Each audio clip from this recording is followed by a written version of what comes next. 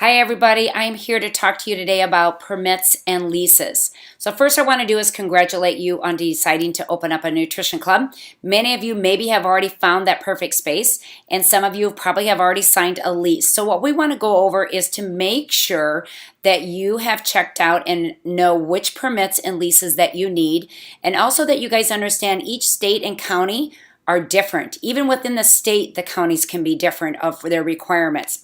So before building and building out, you want to make sure that you had all these things checked out, and we want to make sure that we're going through the proper channels. And if we have questions, we know where we can reach out and find those answers. So one of the things that's really helpful is if you just go to Google search for your county and just put in that you're going to be opening up a new business. And it's going to ask you, what kind of business. It's going to give you some little questions that will narrow that search down. And then it's going to give you some items that you need to make sure that you're going to be doing, which we're going to be talking about, such as a license, your name, your health permit. So let's go over some of those. One of the things you're going to need is a business license. And when you do this, you're going to file this with your state, your county. I know some have reached out to their attorney, some have reached out to their lawyer. They'll be able to help you. In fact, when you do that Google search, it'll say, for your county, this is where you're going to go to get your business license. I know that resource, just you print it out and it's just step by step, and it has the phone numbers usually with it, guys. Sometimes in your courthouse, a lot of these places are all underneath one roof. Some might have them in different locations. So it's going to tell you where to go for those. You're going to need to register your name.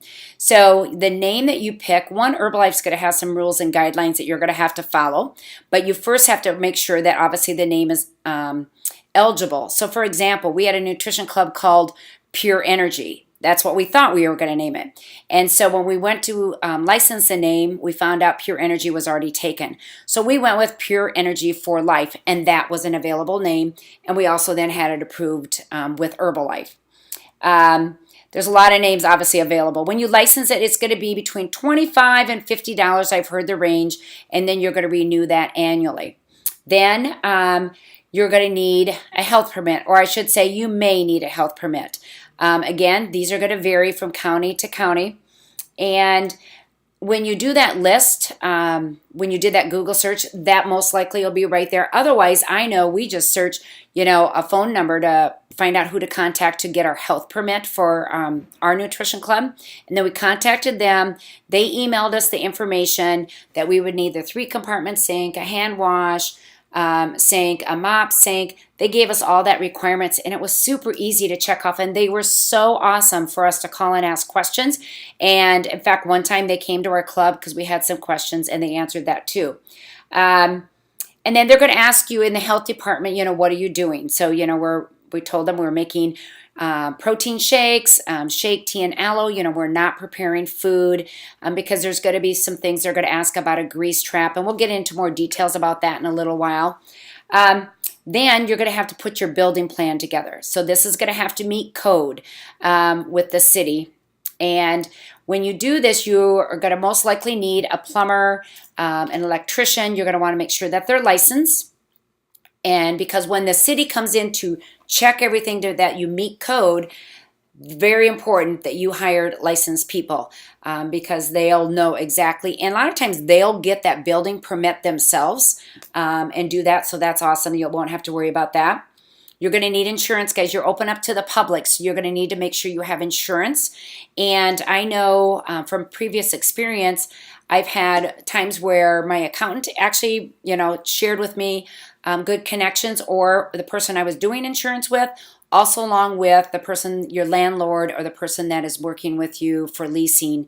It could be a realtor, is going to give you some feedback on that. But they're going to want the square footage, the occupancy and all of that to help figure out your license, or excuse me, your insurance. And then the whole time that you're going through this process, make sure you're staying in good communication with your sponsor. Don't hesitate to ask them questions because I guarantee they probably had the same questions you did.